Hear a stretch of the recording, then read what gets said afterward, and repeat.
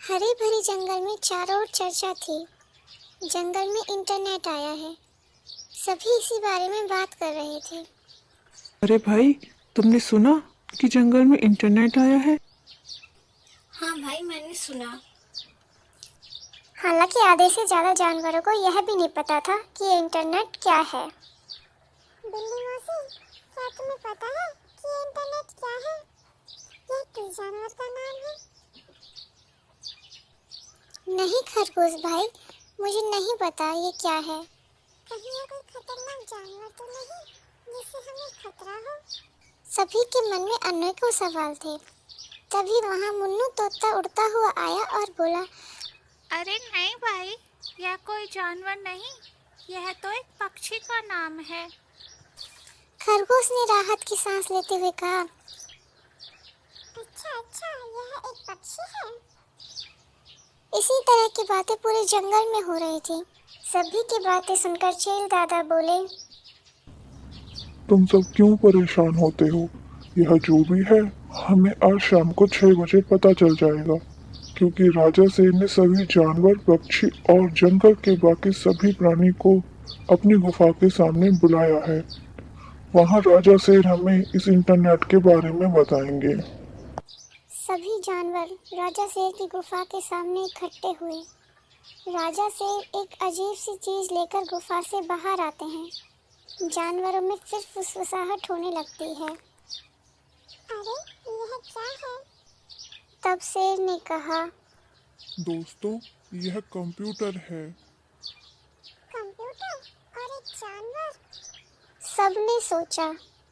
यह एक मशीन है और इसके जरिए हम इंटरनेट का प्रयोग करेंगे। शेर ने कहा। सभी ध्यान से उसकी बातें सुन रहे थे। इंटरनेट के माध्यम से हम दूर दूर रहने वाले अपने दोस्तों और सगे संबंधियों से घर बैठे बात कर सकते हैं। उन्हें हम चिट्ठी भी भेज सकते हैं। चिट्ठी भेजने के इस तरीके को हम ईमेल कहते हैं। यदि हम चिट्ठी डाक विभाग से भेजते हैं तो उसे पहुंचने में 2-3 दिन लग जाते हैं, लेकिन ईमेल से भेजने में बस कुछ सेकंड्स लगते हैं। और सबसे अच्छी बात तो यह है कि इसमें खर्चा ना के बराबर आता है। और क्या फायदे हैं इस इंटरनेट के? सबने उत्सुकता से पूछा। शेर ने कहा, बहुत से फायदे हैं। आप इसकी मदद से यह भी जान सकते हो कि दुनिया के दूसरे हिस्सों में क्या हो रहा है। अरे वाह, यह तो कमाल की वस्तु है। सभी ने कहा, लेकिन कोई था जो इस सबसे खुश नहीं था, और वह था कबूतर खबरी। इतने वर्षों से वही था जो सारे समाचार और पत्र दूर दूर के जंगलों तक पहुंचाता था। पर उसे अब लग रहा था कि उसकी अब कोई ज़रूरत नहीं है, इसलिए वह उदास था और उसने शेर से इस बारे में बात की। शेर ने कहा, देखो खबरी, तुमने सबकी बहुत सेवा की है, लेकिन जंगल की तरक्की के लिए कंप्यूटर का जंगल में आना बहुत जरूरी है। तुम किसी और काम के बारे में सोचो। कबूतर उदास मन से अपने घर लौट गया। जंगल में धीरे धीरे सभी ने कंप्यूटर सीखना शुरू कर दिया। सभी जानवर धीरे धीरे एक दूसरे से ईमेल के जरिए बात करने लगे, इसलिए कबूतर खबरी के पास ज़्यादा काम नहीं होता था। बच्चे किताबों से ज़्यादा इंटरनेट पर पढ़ाई करना चाहते थे। पूरा जंगल जैसे कंप्यूटर पर निर्भर हो गया। एक दिन बहुत तेज बारिश हुई, तेज हवा चली और बहुत से पेड़ टूट गए। उस गड़बड़ में जंगल का कंप्यूटर का इंटरनेट से संबंध टूट गया।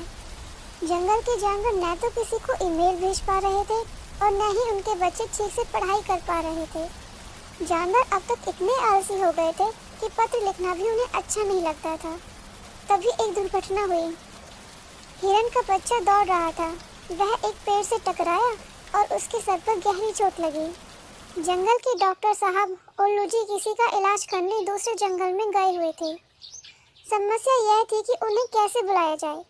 इससे पहले तो उन्हें ईमेल भेजकर संदेश दे दिया जाता था, लेकिन अब तो सारी व्यवस्था टूटी हुई है। हिरन के माता पिता रोते हुए राजा शेर के पास पहुंचे। राजा शेर भी असहाय था। करे तो क्या करे? तभी खबरी कबूतर ने कहा, मैं बुला कर लाऊंगा डॉक्टर को। आखिर इससे पहले भी तो मैं ही ये काम करता था। उसकी यह बात सुनकर सबको बहुत तसल्ली हुई कि खबरी आज भी उनकी मदद करने को तैयार है। तो खबरी कबूतर उड़ा और कुछ देर बाद डॉक्टर उल्लू को ले आया। खबरी कबूतर के कारण ही हिरन के बच्चे की जान बच पाई। सभी ने खबरी कबूतर का धन्यवाद किया।